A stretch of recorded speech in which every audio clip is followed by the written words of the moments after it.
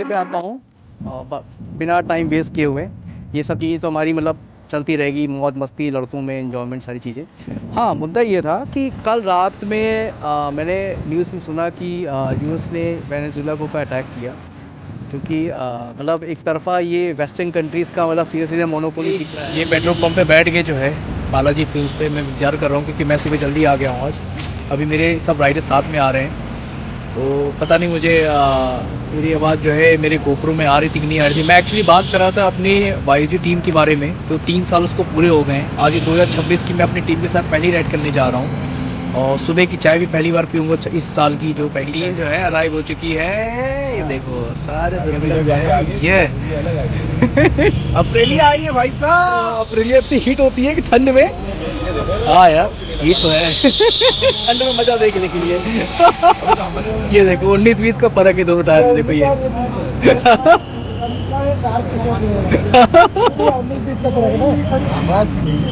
अप्रैलिया और R15 में 19-20 का फर्क है, ज्यादा अंतर नहीं है। पुलिस वालों देख के आप क्यों भागे थे? हम कहाँ भागे थे? कौन कौन भागा था? तो नहीं पहन पा रहे थे। साला इसे टांग के ले आए थे।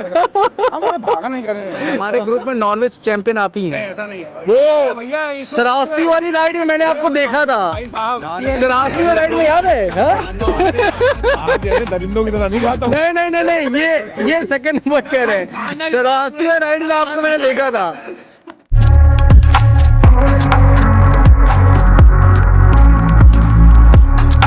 गुड मॉर्निंग गाइस, 2026 की पहली सुबह है, और बड़ा दिनों बाद जो है आज हम लोग सब एक जितने राइडिंग कमेटी के लोग हैं अपने वाईजी ग्रुप के सब एक से गेट टुगेदर कर रहे हैं।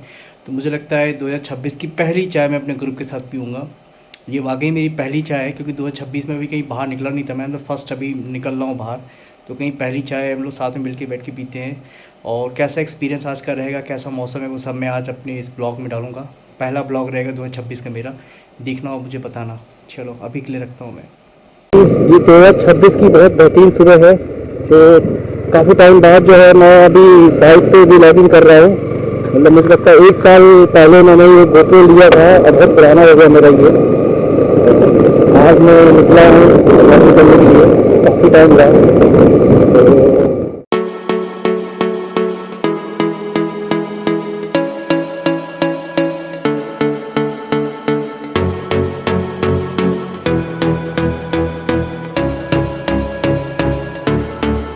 ये देखो सामने कुछ विजिबिलिटी जो है ऑलमोस्ट जीरो है, और भाई साहब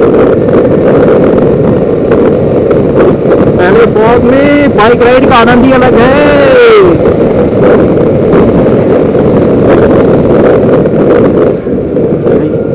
मजाक मजाक में जो है 5वां गेयर लगा लिया जोश जोश में, फॉग देख के। वो फॉग उसके ऊपर था, इसके बाद देखो साफ हो गया। ठीक क्या हुआ भाई? बकचोदी होती है यहाँ ठंड में।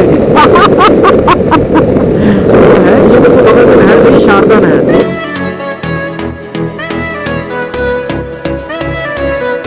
भाई मैं अपनी लोकेशन पहुंच गया हूँ, ये देखो पीछे आई लव लखनऊ, और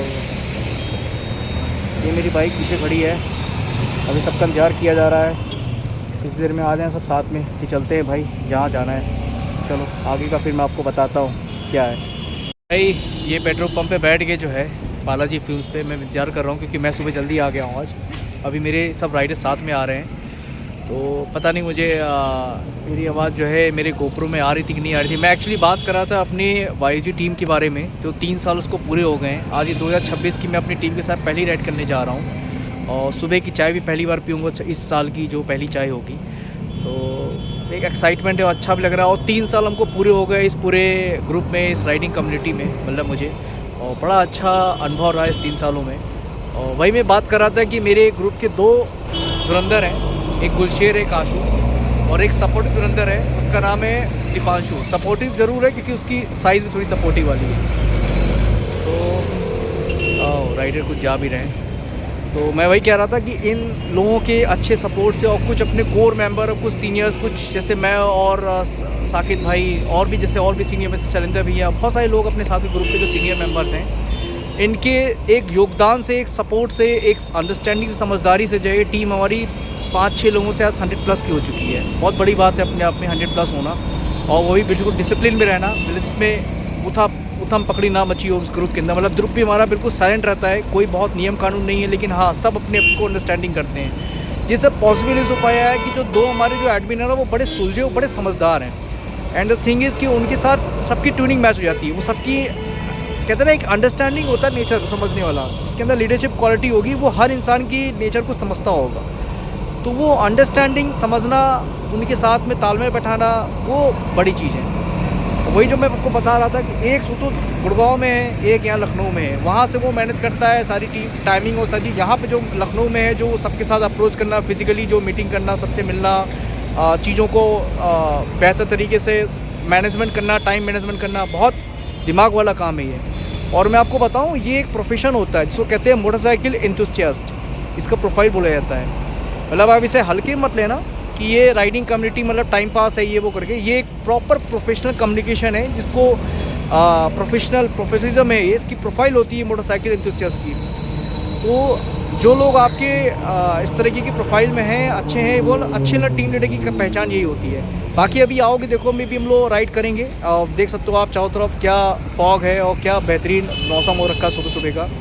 तो अभी देखते हैं क्या है, किस तरीके से। देखो ठंड का समय था, कई लोग उसमें कहा है कि सुबह 5 बजे जाना चाहिए, सुबह 6 बजे जाना लेट जाएगी, बट हमारे वही मैंने कहा जो अंडरस्टैंडिंग है हमारे टीम लीडर्स में जो भी है, सबकी टाइमिंग के लिए 8:30 रखो। 8:30 का टाइम सबसे बेस्ट रहता है। हर कोई जो है अपने अपने हिसाब से पहुंच भी जाता है और सारी चीज़ें मैनेज भी जाती हैं।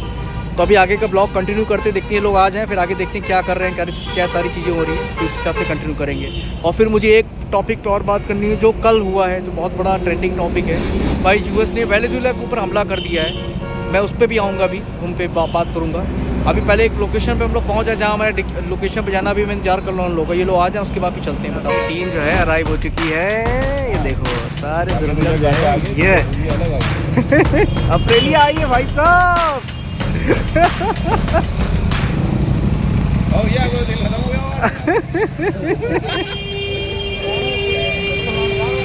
ये सही है भाई साहब, अप्रेलिया से जो है हाथ सेका जा रहा है। ठंडी में अप्रेलिया का डबल इस्तेमाल।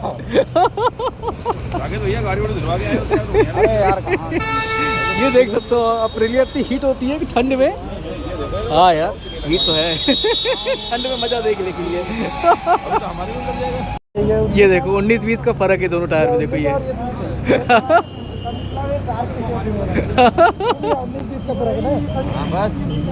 अप्रेलिया और R15 में 19-20 का फर्क है, ज़्यादा अंतर नहीं है। लुक देख सकते हो दोनों के एक साथ, आगे के दोनों का निकला हुआ आगे। टंकी खाली, जाओ जाओ भैया जाओ, तेल डलवाओ उसमें, टंकी खाली अप्रेलिया की। 19-20 का अंतर है भाई, देख सकते हो, ये देखो। हाथी को तेल की जरूरत है, ये देखो भाई साहब। चलो देखा जाए ग्रुप राइड का मैनेजमेंट।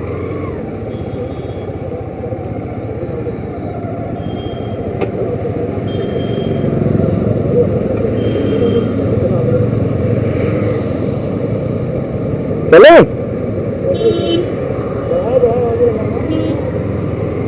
मेहनत ठीक है भैया। ग्रुप का पहला नियम, सब एक समान है, सब मेहनत में लगेंगे, कोई बड़ा नहीं कोई छोटा नहीं।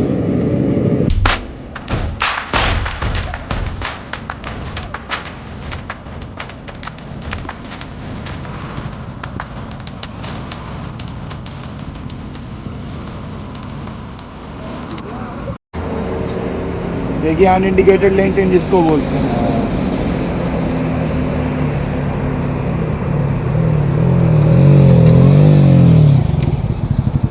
बढ़िया बढ़िया, यही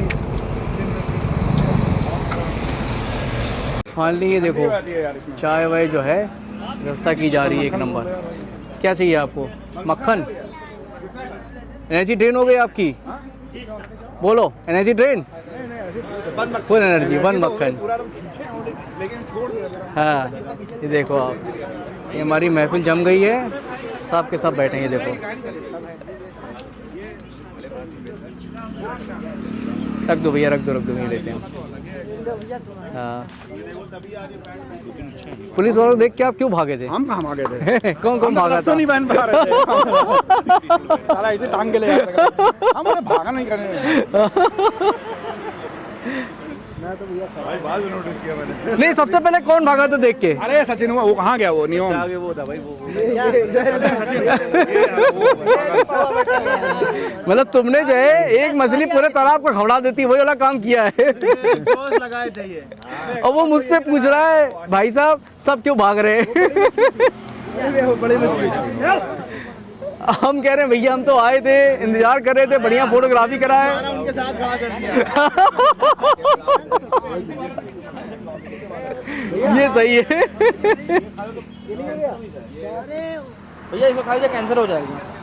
अरे ये देखा भैया, एग्जॉस्टेड माल। ये ट्रिपल एक्सपायरी, डबल नहीं है। ट्रिपल एक्सपायरी है। ये रात में इस्तेमाल किया जाएगा।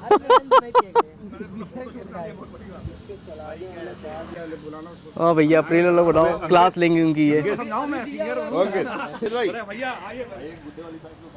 तो भाई अभी ये हाईवे किनारे हम लोग ढाबे पर हैं और मैं ये बोलूँगा कभी भी आप एक्सप्रेस वे पे जाओ या कहीं जाओ और अगर कहीं कोई पुलिस वाला आ जाए या कुछ ऐसी चीज़ें हो जाएं तो कभी भी पैनिक मोड में नहीं जाना है, भागना नहीं है। दूसरी चीज़, पुलिस आती है उससे बात करो, उसको सिचुएशन बताओ जो कंडीशन है इसमें। जेन्युइन केसेस में आपको परेशान कहीं नहीं किया जाता है। हाँ, अगर आप वहाँ पे स्टंट कर रहे हो, कोई चीज़ ऐसी चीज़ें कर रहे हो जिससे आपको लगता है कि हाँ ये गड़बड़ है, तो वहाँ पे दिक्कतें आ सकती है। अदरवाइज़ ऐसे कोई प्रॉब्लम आती नहीं है, ठीक है। अभी देखो ये हमारा काफिलों की, देखो ये पार्किंग खड़ी है सब गाड़ियों की। दिखाता हूँ आपको मैं, ये देखो। देख सकते हो आप, ये सबका देख रहे हो, ये खड़ा, ये हम लोग ढाबे किनारे रुके हुए हैं एक्सप्रेसवे के पास में। तो अभी जो सिचुएशन बनी थी यही बनी थी कि हम लोग फ़ोटोज़ खींच रहे थे, अचानक से एक पुलिस की गाड़ी आई तो सब घबरा गए। और वही है कि होता है लड़कों में कि सोचे पता नहीं क्या परेशान करेंगे, बट पैनिक होना नहीं चाहिए। आप जेन्युइन रहोगे तो कोई प्रॉब्लम नहीं है, और अगर जेन्युइन नहीं हो, कहीं कोई जगह स्टंट कर रहे हो, भाग रहे हो, तो फिर वो शक का अंदेशा वो करती है। एक मिनट, हमारे ग्रुप में नॉनवेज चैंपियन आप ही हैं। ऐसा नहीं है वो भैया। श्रावस्ती वाली राइड में मैंने आपको देखा था। श्रावस्ती वाली राइड में याद है? आप जैसे दरिंदों की तरह नहीं खाता हूँ। नहीं, ये सेकंड वो कह रहे हैं। श्रावस्ती वाली राइड में आपको मैंने देखा था। भाई ये फिर भी सही है। हाँ देखो, ये देखो। जब कहीं हम लोग जाते हैं और ये आएंगे सामने, हमको पहले उधर बैठो। अगर ये सामने बैठो 2-3 चावल आएंगे जरूर। वो लाइन सुनी थी ना, वो रहमान लगे कसाई बड़ी अच्छी है। और 2-3 बार पूछेंगे नॉनवेज के लिए। हाँ भाई, आपका खाना का खाना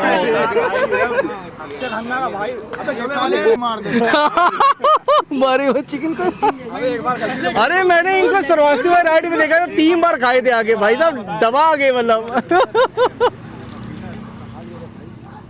ये देखो भाई, सवाल क्या पूछ रहे, सवाल पूछिए। नहीं पूछिए, कच्चा चिकन खाने का बताओ। हम तो वो हो जाएंगे। क्या हो जाएंगे? अरे तो ठीक, ये क्वेश्चन गुड है। बिहार, अरे एक मिनट, बिहार सही बात। बिहार से पहले कुछ बांग्लादेश वगैरह कुछ। नहीं, इनका एक क्वेश्चन है, कच्चा चिकन खाए कि नहीं कभी? कच्चा चिकन बात अपने बारे तो मार के इंसान पहले आप कहाँ थे? बंगाल की किधर थे ये बताइए। यही नहीं है, इस गोला के नहीं है, ये इस गोला के नहीं है। लेकिन बिहार में रहे नहीं। अरे बिहार देखिए ना, तब अरे वो वाला बिहार नहीं पूछ रहे हैं। नॉर्मल वाला बिहार ये क्या चीज है? बिहार है ये बता। नॉर्मल बिहार कौन सा है? नॉर्मल बिहार कौन सा? भाई तो हम भी सोच रहे हैं। नॉर्मल वाला बिहार नहीं, अभी वाला। ध्यान दिए ना, और थोड़ा नॉर्थ ईस्ट में जाते पैदा दिल्ली में हुआ। पता। Good question। का नाम सुने नहीं? सुने वही तो नहीं है। चाय लेना यार एक और, ये बताइए, बन मक्खन की।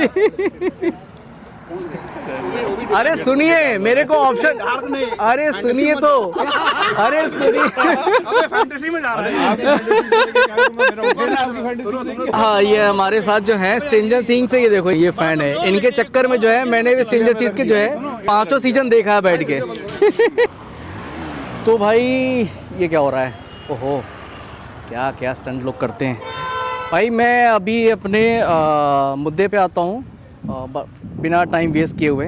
ये सब चीज़ें तो हमारी मतलब चलती रहेगी, मौज मस्ती, लड़कों में एंजॉयमेंट, सारी चीज़ें। हाँ मुद्दा ये था कि कल रात में मैंने न्यूज़ में सुना कि यूएस ने वेनेजुएला के ऊपर अटैक किया, क्योंकि मतलब एक तरफ़ा ये वेस्टर्न कंट्रीज़ का मतलब सीधे सीधे मोनोपोली दिख रहा है कि तेल के लिए जो है आदमी किस तरीके से जो है सारी चीज़ें कर रहा है।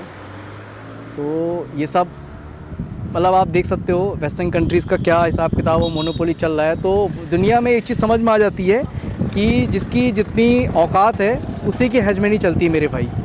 तो तेल के लिए अमेरिका ने देखो सीधा उसके राष्ट्रपति को एक दिन में उठा लिया, और नो डाउट रशिया अभी 4 साल से लड़ रहा है लेकिन आज तक जेलेंस्की को उसको छू भी नहीं पाया। अब जो भी रीज़न रहा हो, मतलब जो भी इनकी वो हो रही हो, लेकिन हाँ ये चीज़ें जो हुई हैं वो देखा जाए ओवरऑल तो एक एग्ज़ाम्पल तो बहुत गलत सेट किया हुआ है यूएस ने। लाइक देखते हैं फ्यूचर में क्या होता है, क्योंकि ये चीज़ें ना अभी मुझे लगता है अभी साउथ अमेरिका जो है थोड़ा डिस्टर्ब रहेगा इन सब एक्टिविटीज़ के बाद में।